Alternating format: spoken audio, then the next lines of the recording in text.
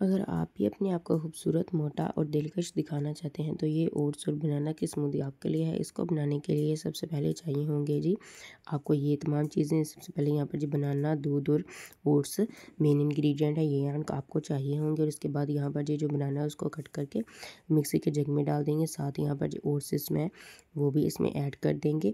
Oats जो है ना बहुत ही ज़्यादा अच्छे होते हैं। और इसके अलावा जो है ना 1 टेबल स्पून भर के इसमें शहद का ऐड करेंगे, चीनी इसमें ऐड नहीं करेंगे क्योंकि हम हेल्दी बना रहे हैं। तो यहाँ पर जी तकरीबन 2 चुटकियाँ यहाँ पर इसमें डाल दी हैं इलायची पाउडर। साथ ही दूध डालकर इसको अच्छी तरह से ब्लेंड कर लेंगे। ओट्स बहुत ही ज़्यादा मुफीद होता है आपको वेट को बढ़ाने के लिए। ओट्स एक ऐसा सुपर फूड है जिसमें प्रोटीन, फाइबर, विटामिन और मिनरल्स होते हैं। इसमें फैट्स भी बहुत ही ज़्यादा होते हैं जो कि हमारे वज़न को बढ़ाते हैं। इसको अच्छी तरह से गार्निश कर लेंगे नारियल के बुरादे से, जोर से। उसके बाद चोको चिप और इसके बाद यहाँ पर जी शहद डालकर अच्छी तरह से इसको गार्निश कर दिया है।